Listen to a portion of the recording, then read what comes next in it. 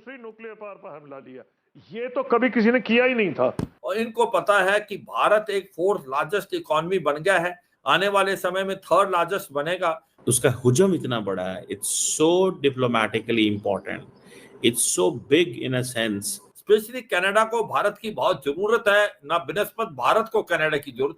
और वो उसकी वजह एक और भी है कि कनाडा के आज की तारीख में अमेरिका से अच्छे रिलेशन नहीं। इस वक्त ये जो हमें ईरान का मसला नजर आ रहा है, और हमेशा से ज़ाहिर है हमारे बारे में ये कहा जाता है कि हमारी स्ट्रेटेजिक लोकेशन ऐसी है कि कोई हमें नजरअंदाज कर नहीं सकता, और दुनिया को भी हमारी जरूरत वक्तन फवक्तन पड़ती रहती है। हमने अब उन मौके का इस्तेमाल किस तरह से किया, अपना मफाद पेश नजर रखा या किसी और का, वो एक अलग बहस है। कभी और सूरत हाल है अब ईरान के साथ मुकम्मल तौर पर जो सपोर्ट है आउट इन द पब्लिक, वो मुझे लगता है करना पाकिस्तान के लिए मुमकिन नहीं होगा, क्योंकि दूसरी तरफ पाकिस्तान को उसको बैलेंस करना पड़ेगा अपने सऊदी अरब के साथ ताल्लुकात से, जो इतना आसान नहीं होगा। फिर अमेरिका के साथ आप देख रहे हैं कि पिछले कुछ अरसे में डोनाल्ड ट्रंप किस तरह बार बार पाकिस्तान की तारीफ कर रहे हैं, और भारत के मुकाबले में ऐसे लगता है कि पाकिस्तान को तरजीह दे रहे हैं इस वक्त। पाकिस्तान उनको भी खफा नहीं तो बिल्कुल वो तो शायद हमें मगर शायद जो मैं तो इस चीज से हैरान हुआ हूँ कि जो ऑलरेडी पाकिस्तान ने इतना सख्त स्टैंड जो है ईरान के हक में माजी में नहीं लिया, मगर जाहिर है रूस और चीन भी पीछे से रह के तो मदद करेंगे, शायद सामने आने का उनका कितना इम्कान है।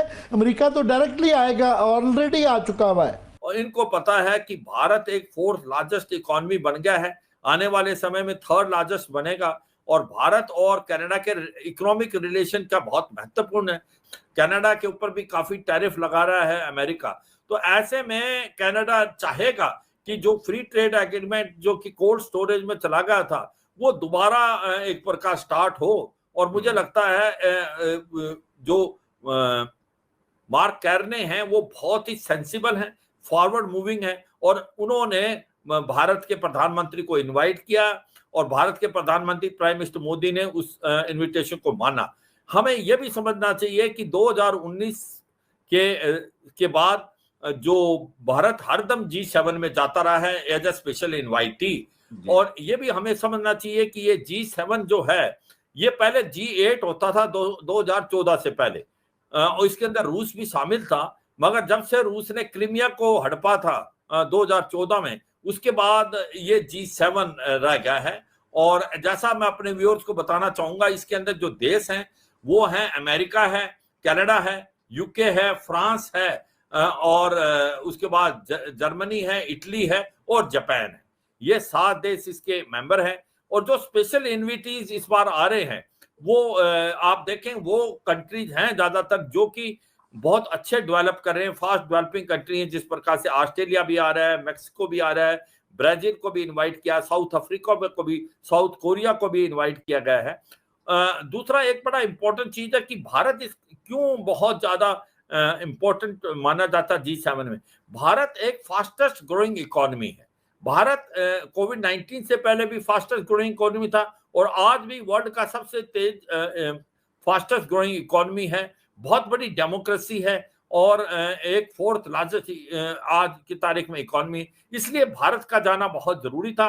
ये अच्छी बात हुई, मार्क कार्ने ने इनवाइट किया प्राइम मिनिस्टर मोदी को, और प्राइम मिनिस्टर मोदी ने बहुत ही with lot of humility accepted that invitation. हम हर वक्त अपने आप को, इस खित्ते को फॉर मैनी रीजन जो ठीक भी हैं, अपने आप को बुरा भला कहते रहते हैं। इंडियंस हमें कहते रहते हैं, हम उनको कहते रहते हैं, फॉर ऑब्वियस रीजन, समझ आने वाली बात है।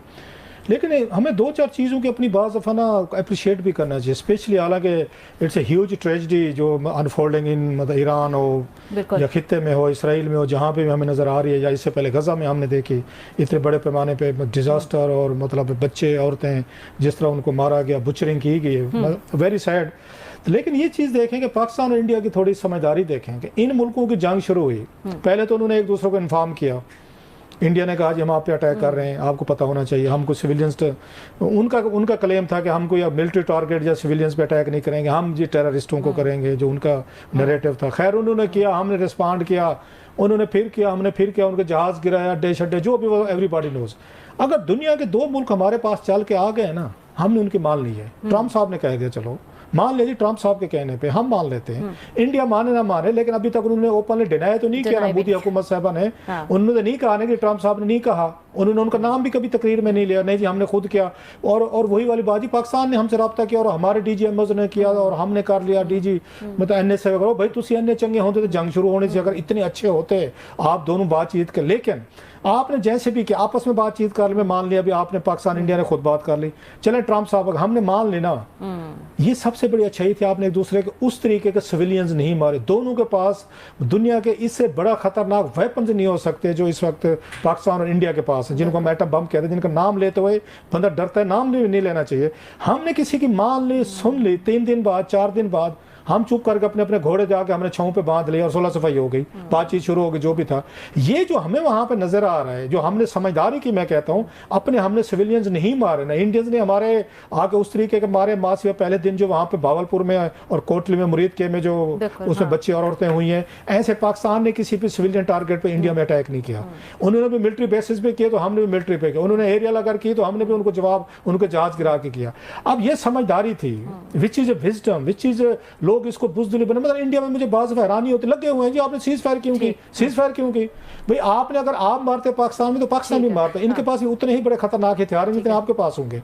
सो दोनों मुल्कों ने समझदारी की, अपने सिविलियंस नहीं मारे, मुल्कों को तबाह नहीं किया। वो समझदारी हमें ये ईरान और इसराइल में नजर नहीं आ रही, और अपने अपने वो सिविलियन जो है ना अपने एक दूसरे को मार रहे हैं वहां। अब लोग इस नतीजे पहुंचेंगे कि जिसकी लाठी उसकी भैंस, इसलिए। लेकिन ये मैसेज दुनिया को बड़ा बुरा जा रहा है, तो ये बहुत बदनसीबी की बात है। 50 साल और देखें, सेकेंड वर्ल्ड वॉर खत्म हुई है 1940s में, और उस वक्त जब वर्ल्ड वॉर खत्म हुई है तो आप देखें कि